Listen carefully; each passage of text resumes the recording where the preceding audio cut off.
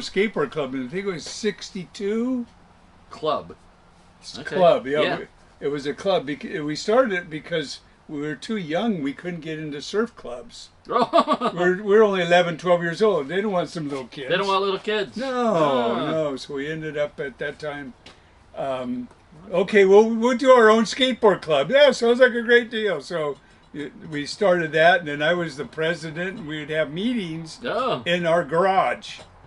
And how many kids were involved? About a dozen or so. Yeah. And what was the name? South Bay Skateboard Club. Oh, cool.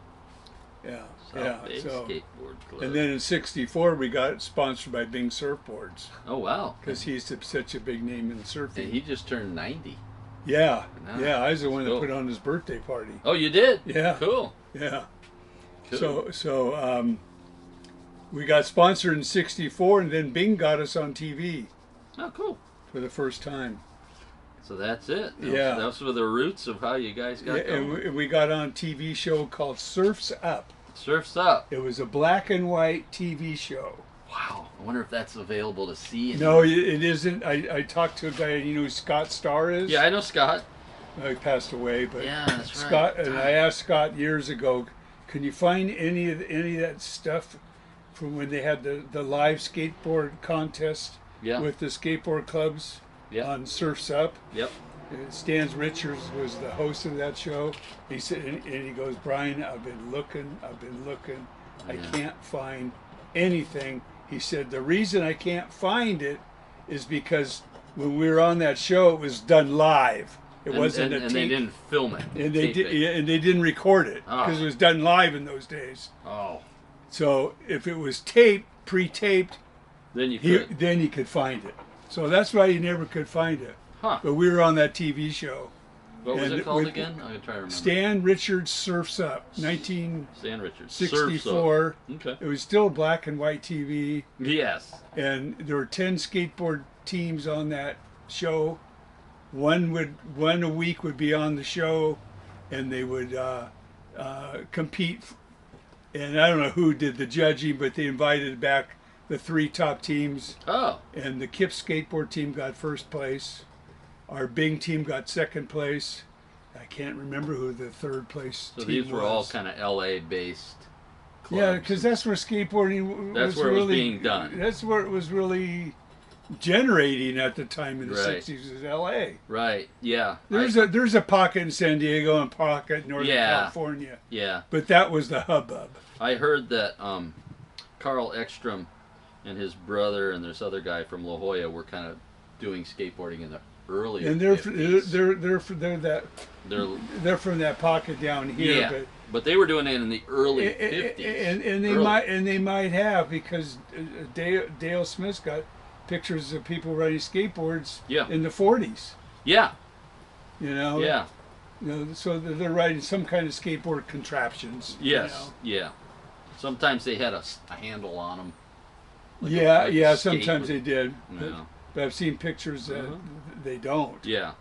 You know, but yeah. So there's people who go back to the 40s, even before that. But yeah. Okay. All right. Well, that's cool. But in the 60s, that was the era it really got. Let's see. In the 40s, we're in the 26th. So, gosh, we're coming up within 15 years or so. We're going to be on 100 years of skateboarding. Technically. Yeah. Since its inception. Yeah. Isn't that cool? Yeah. Used to do some good stuff. Yeah. Well, you know, it's been fun. I'm still trying to do it. Getting your wheel cleaned up. Yeah, you're getting it. When did the club transition to Logan Earth and Ski? Well, that wasn't until, Bruce got a Macaw in '64, and we transitioned back to the South Bay Skateboard Club after being in '65. '66, it died for 5 years. Skating except died. Bruce died, dead. '68, '9, you couldn't find a skateboarder anywhere. Wow. You really couldn't. You couldn't see. Why do you think that was driven by? It's like the birth inferior products, Okay. people getting hurt on them. That was another thing. Yeah. It had a bad rap because they were so noisy in shopping centers and stuff like that. Okay. You know, they don't want you to ride them. It was loud, and you know, those kind of reasons. But Bruce skated all through '60s. Only guy that I know that did. He pretty much carried it on his shoulders into the '70s, and then '69 Bruce is working with Larry Stevenson of Makaha, and Larry came out with the first kicktail, that honeycomb. Okay, I remember that. That honeycomb actually kicktail board that breaks. Yes, actually, when you're one of the last Silver Skater Award things where you have the auction, Yeah. I bought one. I have it. Oh, really? I took it to my collection in Michigan. Wow. It's in my boardroom. So in '71, Bruce started making skateboards on his own. I was making surfboards. I became a surfboard manufacturer. Wow. He was making that's with Takayama. That's the ones with Don. Those partners. Okay. And what was your surfboard brand? Were you working? Surfing's New Image. Surfing's New Image. That was my first surfboard. There you go. And you made it. Yep. My Yeah. very first surfboard. Yeah. I got it Me from and a guy Don. named Danny Bennett. I lived in La Costa. I didn't even know you guys. I lived at the top of La Costa. I was skateboarding. I was surfing. I was second grade. I was in heaven. I didn't even know that's where you guys were doing it all. Right. But the houses were built, and now we I was we were like, making door. them in the Quonset huts in Solana Beach. well, I meant like the skateboarding thing. and Oh, all up in that, La Costa. right? Yeah. The whole skateboarding competitions that Yeah. were there. The back hill, not Alga, right? Yeah, And I was a little, yeah. I was bombing Alga. I was dragging all sorts of people down. Yeah. Never ate crap. But Yeah, anyway, yeah. that's beautiful. Yeah.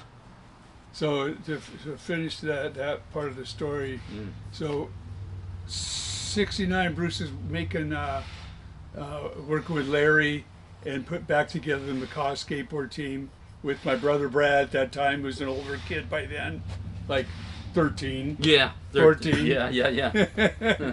But when we in '59, Brad was only 4. Right. Yeah, I wasn't allowed yet. And so he put back Ty Page is on that team too. Oh wow. So he put that skateboard team together, and then that died again in '70. Yeah. And then '71, '72 is when Bruce and Brad and another high school friend of ours, they made our first Loganerski template, but they were made, no kicktails, they were made at that time, they were under the label Sunset Skateboards. Okay. There's an oval label. Yeah. I got some pictures of it. That's cool. It was an oval label, and they had resin art decks. Did any of that morph into the Sunset Surf brand, or was that a No, different brand? no, not totally. related. Okay. Nothing to do with Sunset Surfboards. Okay, gotcha. So 71, 72, he was making those and selling one here, one there, nothing big. Right. And then 74 comes around and Bain and all that with Cadillac. Oh yes. And I'm up at the shop seeing what Bain's doing and go, oh, okay. Mm-hmm. Well, I love the wheels, Right. but we want more of a solid board, not this little Thin fiberglass. you thing. know, you bounce on it. That just we didn't care about. So and so we took that original template, which was probably the most popular template of the '70s, easy, and we ended up making Loganerskis from about mid '74 on. So And the solid woods with the wedge tail, kick tails. well, that was later on. Later, like by '76 though, for sure. 77. '77. Okay. I never got one Oh, ever. And even and to you know this why day. I did the wedge? No. No, it did the wedge tail because when the laminated ones came out, Yes. they had that Yeah. spoon like they still do. Yeah, they still do. Yep. We liked feeling the transition Yes. for freestyle and Yeah. maneuverability. We Yeah. liked feeling.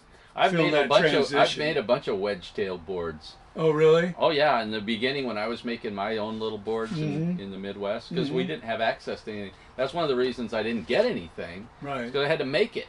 Right. And yeah. I've made wedge tails all along, and I still make them. I make them even to today. Today I make some sometimes. Yeah.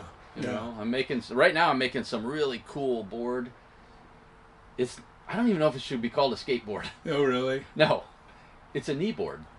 Yeah. You have to ride. I think you have to ride it on your knees. Yeah. And I have it in my van, Oh, okay, cool. but I haven't finished it. I've cut it out a year ago, and I need to glue a wedge tail on it.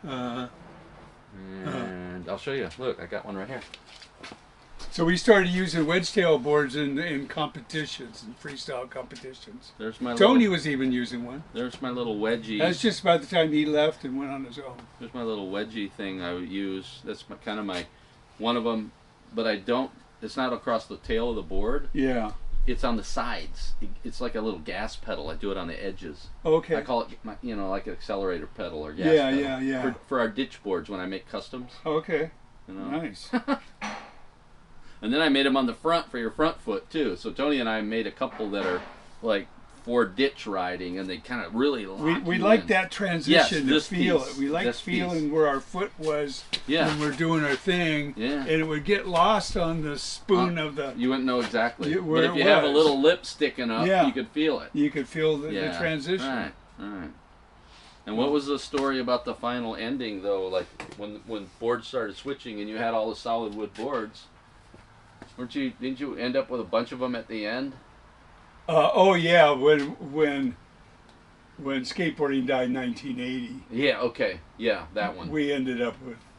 We got rid of all the laminates because they were popular at the time. But the and we solids didn't have quite the inventory as the solids. but the solids weren't. I had popular. I had about 3,000 or so left. Goodness. And I burned them in my fireplace. You burned them in your fireplace. I know that it was such a crazy. What was I going to do with them, you know? At that time... Firewood. They're good solid Well, wood. you don't think into the future in 30 years from now that people would start collecting this stuff. Yeah. And they weren't collecting then. Yeah, and it took 30 years for people to wake up and realize, wow, we really had something cool. Yeah. So the ones that made it through the Holocaust part of this are super collectible and all that. Right. Yeah. Yeah. Well, maybe I'll end up finding one day. I still need one. You still need one? Okay. I did buy when you guys were doing the reissue stuff with Randy. Yeah. I did buy a Torger. I got Okay. one. And I think I took it. It's in Michigan. Oh, okay. And I do have that one, but it was it's not an original from the Well, I from never the day. saved them myself. I've got like 15 period. Yeah. And the ones I've got, I half of them are for people that passed away. Right. I would ride my boards into the ground, Mm-hmm. and then I would throw them in a pile. So I never really saved nice ones. I didn't collect. Yeah. And I would take my trucks, because those would outlast the board. I'd sell the wheels. Mm-hmm. I'd move the trucks to the new board, and then I'd use the money from the wheel sale to get new wheels or put toward it, and that's how I did it. So I didn't have any wheels left over. I didn't really have... I guess I have some trucks. I have some of the California slaloms. I really like those. I don't remember who made them or whatever. I can't remember, but I remember the truck. But I like those, you know. Yeah. And I think right now, in what my thoughts are and info is that the trucks right now are being redesigned to turn differently than even the ones we've ridden, like the of course, Bennett's were the ones that revolutionized the skateboard trucks. Mm-hmm. Indy took the same geometry and made their trucks off of it, and then dropped Carey and Bennett and made their own thing, became independent after they stole someone else's ideas. Right. But there's a new truck, and I've ridden it, and I can't believe how it rides. You ride the board differently than you would. It reacts better than a loose skateboard truck in a pool, but it's not loose, and it's not a surf truck either. It kind of feels like it could be that, but it's different. The trucks turn on such a tighter diameter than like Aces or Indies. And I ride Aces. I like them. I like how they feel in a bowl. I'm used to it. But I rode some of these other ones, and I could not believe it. I'm like, I got off the board, and I rode it only for 15, 20 minutes. I wouldn't know any difference after Tracker because I quit skateboarding. You would because of how they turn. Oh, okay. They're not loose. They don't wobble. But your turning radiuses are so much tighter. Okay. And I'm riding a longboard. It was a 40-inch longboard. Okay. And I'm turning tighter than I can on my 35-inch pool board. Right. Anyway, it's cool. I think that's what's happening. Yeah. You know. Well, I wanted to tell you,